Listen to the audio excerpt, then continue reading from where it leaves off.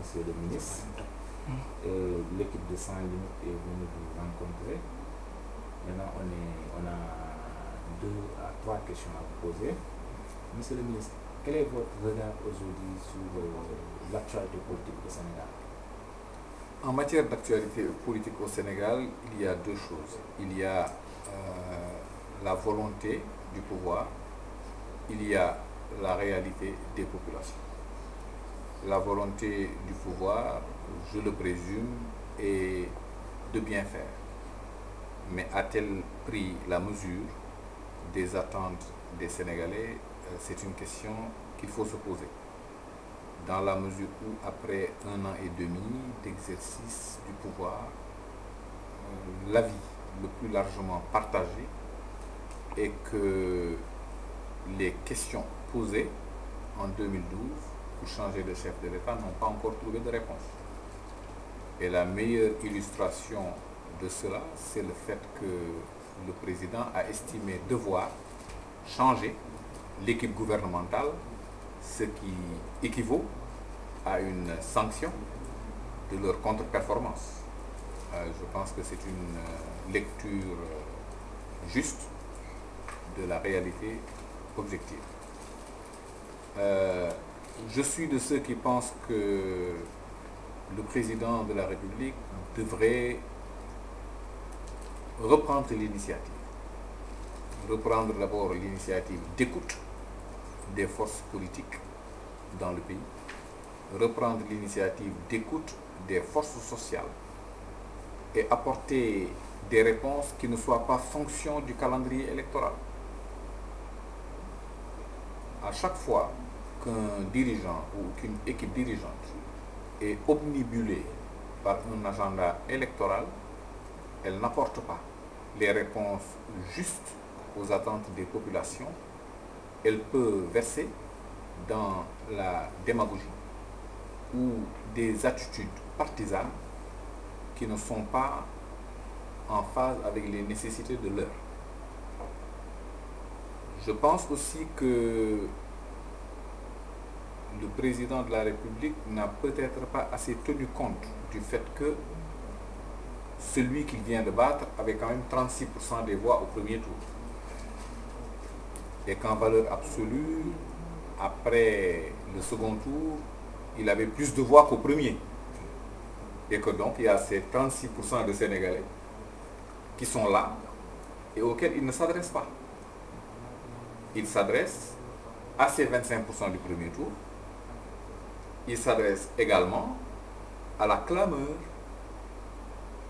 qui a présidé au second tour de l'élection, au ralliement de personnes qui n'étaient pas forcément convaincues par le programme Yoonu Yokkute, mais qui ont cédé à la clameur Nadem, Nadem, Nadem, Nadem. Mais Nadem, ce n'est pas un programme. C'est un cri du cœur, c'est à la limite l'expression d'une angoisse, mais ce n'est pas une réponse politique à la désespérance des gens. Alors, si vous me demandez de me prononcer sur la réalité politique du moment, je pense que la réponse apportée pour le moment est politicienne, dans la mesure où elle répond à une revendication des membres de l'APR qui souhaitaient que sorte de leur rang un Premier ministre de leur couleur, mais ont-ils pris la pleine mesure des attentes des autres Sénégalais? C'est une question que je me pose, que je pose à mes concitoyens. J'estime que le Sénégal doit tourner la page de la politique politicienne. Le Sénégal doit rassembler ses forces autour de l'essentiel, sortir notre pays de l'ornière et le porter sur les rails de l'émergence. Très bien. Deuxième question. Que pensez-vous de la nomination de Madame Mimi Touré à la station primordiale? Si l'on sait qu'aujourd'hui le Sénégal vise sa situation économique, on a plutôt besoin d'un Premier ministre qui peut faire la relance de l'économie sénégalaise. Contrairement à la dame, même si l'on nous dit qu'elle est économiste. Écoutez, le président Macky Sall a été élu sur la base d'une clameur tendant à faire croire à l'opinion publique sénégalaise que tous les acteurs du régime Abdoulaye Wade étaient des pillards. Ce qui fait que il fallait que on s'est retrouvé dans une situation où c'est le ministre de la Justice qui est au cœur de l'activité gouvernementale. C'est un paradoxe étonnant. Étonnant d'autant plus que le président de la République est issu de la famille politique du président Abdoulaye Wade, qu'ils ont partagé plus de 15 ans de compagnonnage politique au niveau du PDS. Je rappelle quand même que le président Macky Sall était le patron de la cellule initiative et stratégie du PDS. Je rappelle également que le président Macky Sall est le seul Sénégalais ayant occupé sous Wade les fonctions successives de directeur général, de ministre 3 fois, de premier ministre, de président de l'Assemblée nationale, et que il fait quand même partie du bilan du président Abdoulaye Wade. Et ça, on ne peut même plus le dire maintenant, dans la mesure où, par une hypocrisie généralisée, on tend à instaurer une sorte d'omerta sur ce qui s'est passé depuis plus de 15 ans. Personnellement, pour n'avoir pas été militant du PDS jusqu'à ce jour, je dis quand même à ceux qui ont été les compagnons d'Abdoulaye Wade durant tout le temps qu'il cherchait le pouvoir, qu'ils devraient, à défaut de le défendre, ne pas le houspiller. Si parler veut dire quelque chose. Troisième question. Son Excellence, je rappelle que vous étiez ambassadeur du Sénégal au Canada. Alors, nous ne pouvons pas finir cet entretien sans pourtant vous poser sur la scène internationale. Alors, quel est votre point de vue sur ce qui se passe en Syrie?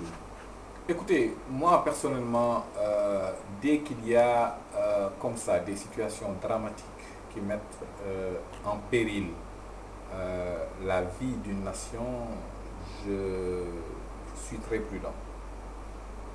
Je voudrais quand même dire que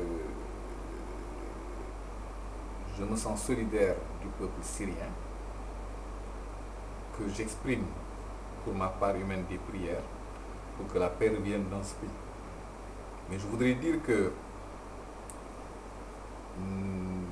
en intervenant en Irak, on nous avait dit qu'il y aurait des armes de destruction massive. À ce jour, personne ne nous a encore sorti les armes de destruction massive. J'entends depuis quelques jours parler d'armes chimiques en Syrie.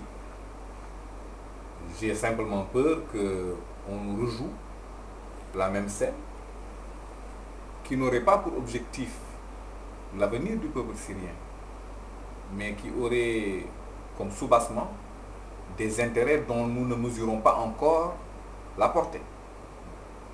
Ceci dit, on sait maintenant que le peuple irakien n'est pas plus heureux qu'avant. Par contre, le marché pétrolier se porte bien, Dieu merci.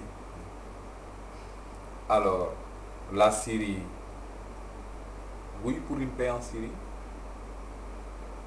oui pour la mobilisation de la communauté internationale pour, par des voies appropriées de négociation, apporter la paix à ce peuple, mais je suis contre toute intervention massive d'armement qui transformerait la Syrie en un charnier à ciel ouvert et qui ne restaurerait pas l'espérance de ce peuple. La communauté internationale pourrait s'en tirer à bon compte, les usines d'armement faire de confortables bénéfices et le peuple syrien continuer à enterrer ses morts.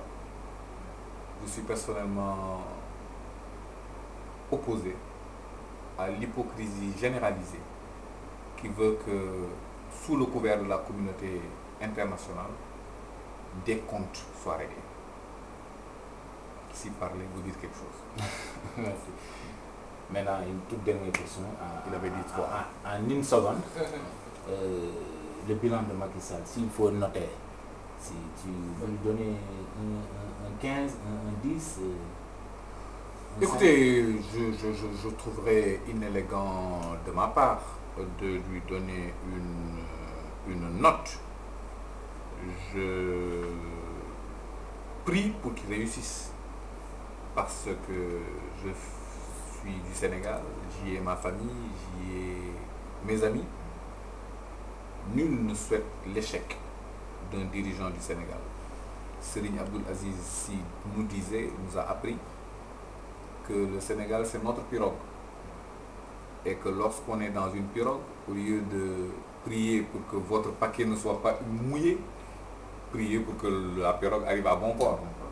Et vous et votre paquet, vous arriverez sains et saufs de l'autre côté. C'est ma prière pour le Sénégal. Je constate simplement qu'il y a, comme avant, comme du temps de la superpuissance du Parti Socialiste, comme du temps de la superpuissance du PDS, une campagne d'exclusion. Or, le Sénégal ne se fera pas les uns contre les autres. Le Sénégal se fera en restaurant un climat de confiance, un climat d'amitié, qui n'exclut pas la diversité des opinions, la diversité des choix politiques.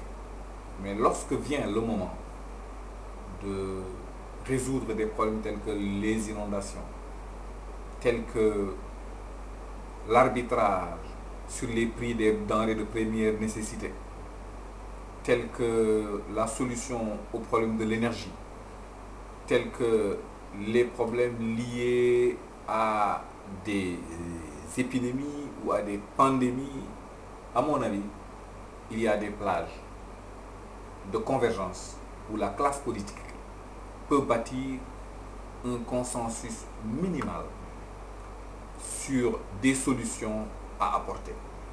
Les solutions de l'énergie, par exemple, n'ont pas 1000 solutions. Il y en a 2 ou 3. On peut réunir tous les experts, opposition comme pouvoir, s'asseoir et trouver une solution faisable sur laquelle, qui ne soit pas liée aux alternances, sur laquelle on peut bâtir un consensus en se disant il nous faut 15 ans pour régler ce problème. Voilà les idées, voilà les moyens, voilà les stratégies. Le Sénégal s'accorde sur un programme de redressement national du secteur de l'énergie valable pour 15 ans. Aucun chef d'État n'a le droit de le remettre en cause parce que c'est dans la durée que certaines solutions se trouvent. Mais ce n'est pas j'arrive, il faut que mes amis entrepreneurs et leur commission aussi. Eh bien, c'est là où le bas blesse. Merci, monsieur le ministre. L'équipe de Sans Limites vous remercie. C'est moi qui vous remercie. Vous m'avez pris par surprise, mais j'espère que je n'ai pas été aussi mauvais que vous l'espériez. Non, c'est très bien. Merci.